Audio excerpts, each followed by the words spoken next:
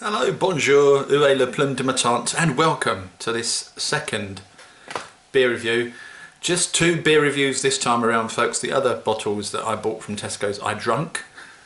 I didn't do a review of them, so I apologise for that, but hey, I'm sure you'll forgive me. I think I did do a quick kind of review of one of them in this week's Homebrew Wednesday video, but it was very quick. But this time around, we've got the Ringwood Brewery Boon Doggle. We take 2 things seriously at Ringwood Brewery: our beer and our leisure time. Along with creating quality craft ales, we are relaxation enthusiasts. Our motto is to visit the Winding Downs, a place to enjoy some quality time with friends. Our blonde Boon Doggle is a deliciously fruity ale, affectionately crafted to savour and satisfy. Best enjoyed with a few nuts. Ooh, misses. And on the front there it says a deliciously fruity craft blonde ale, 4.2%. Now again, I haven't had this one before, so we'll give it a go. The cap has got a little Ringwood Brewery. I thought Jonathan Ross with the old R's there. The Ringwood Brewery. And I got myself a box standard pint glass this time round. So it's blonde in colour, folks, and there it is as we pour. We can see it's a blonde beer. I'm just gonna try and get a little bit of headage on it, but I don't expect much. And you can usually tell when you're halfway up the glass whether you're going to get much of a head on it or not. That's definitely a blonde ale, isn't it? You can see me through it, in fact. Hello. What we're getting off the smell? Very little. Again, earthy tones. A little bit dry. It's kind of... it's not telling me what hops are in here, but it wouldn't surprise me. We're talking earthy tones, so Fuggles maybe. Let's have a little taste, shall we? I'm not getting hardly anything off of it apart from really earthy kind of dry smell, but it's very, very subtle.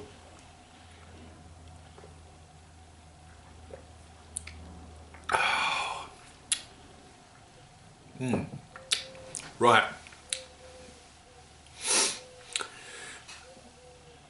There is a bitterness initially when it hits the tongue. I think that's Fuggles in there. I can't say for sure, so do let me know if you know what's in this, folks. Do let me know.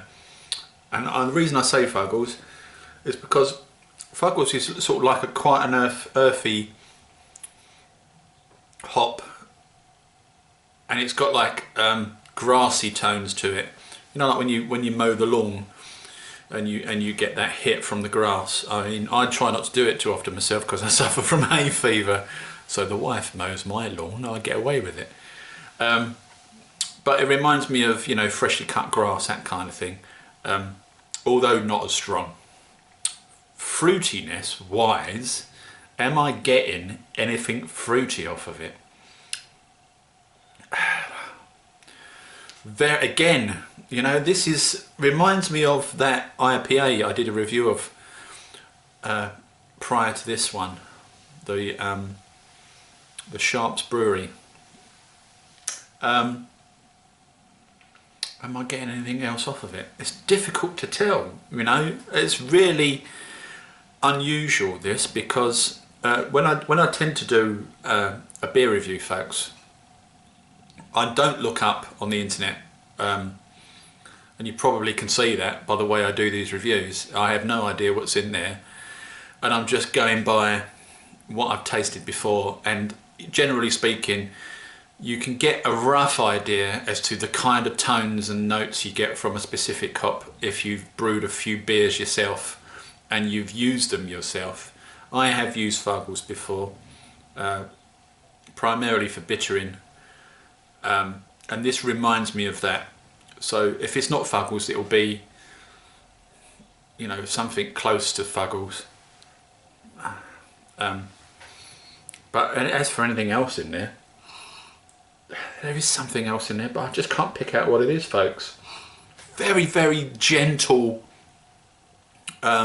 tones on the fruity scale. Let's dive in again.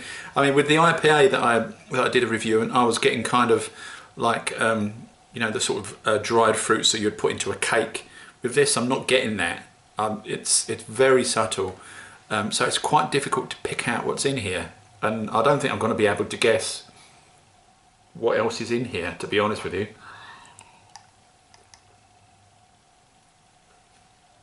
I'm probably wrong about the Fuggles anyway.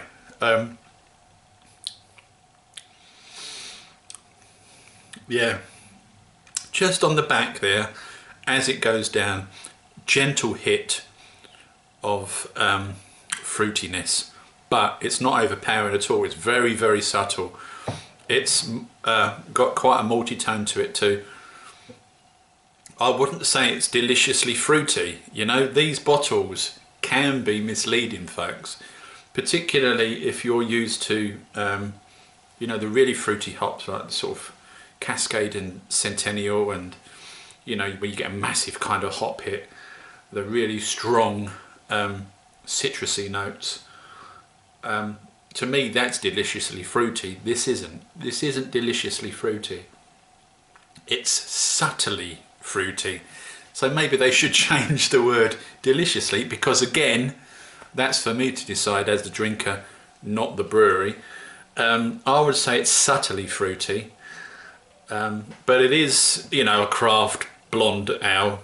It is blonde, it's no denying. We can't get around that particular description of this beer. It is a blonde ale. I mean, it's perfectly pleasant, folks, but it is quite dry and a little bit bitter and earthy.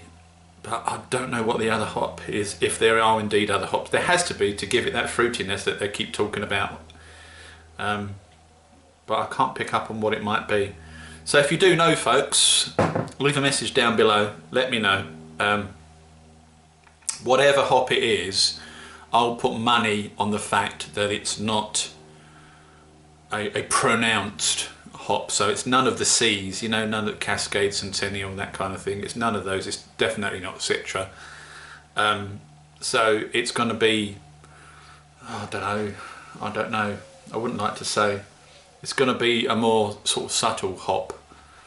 And I'm not yet at that point where I can pick out all of the hops that I like and some that I, you know, not that bothered about, because I don't know every bloody hop under the sun. I'm not a proper beer reviewer, you know. I just brew my own beer, and occasionally I find a hop that I like and I remember what it tastes like, which is why I'm picking on the Fuggles. I think there's Fuggles in this. I have used Fuggles, definitely, but I don't know what else is in there. So I apologise that I'm not able to pick out what else is in there.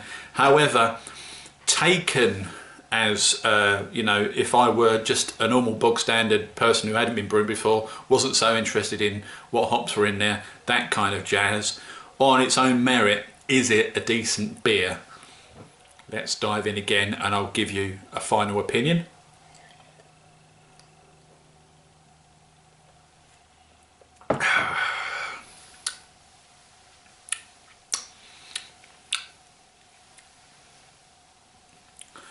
Not an awful lot going on, in all honesty. There is maltiness, there is bitterness, very, very tiny amount of fruitiness in there. A bit boring, I would say. So I'm gonna have to give this one a 7 out of 10 as well.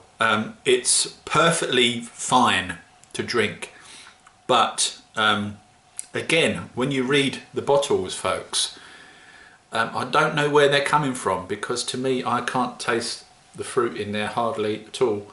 And I have got a decent sense of smell. I really do have a decent sense of smell and taste, and I can pick up on fruitiness in beers. But this has got not very little in it at all.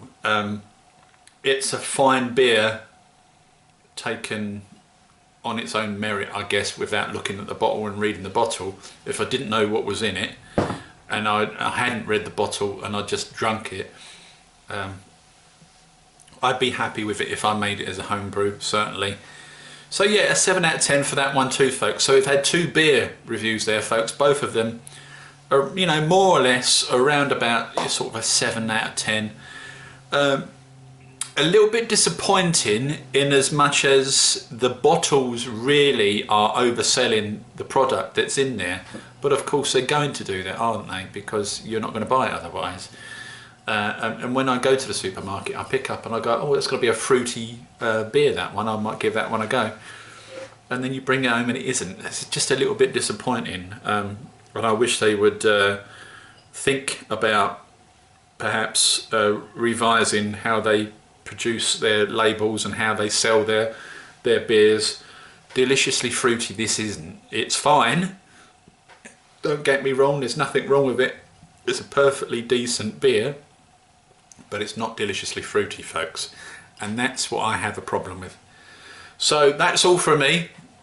Cheers for watching these couple of beer reviews, folks, and we'll see you on the next one. Ta-da for now.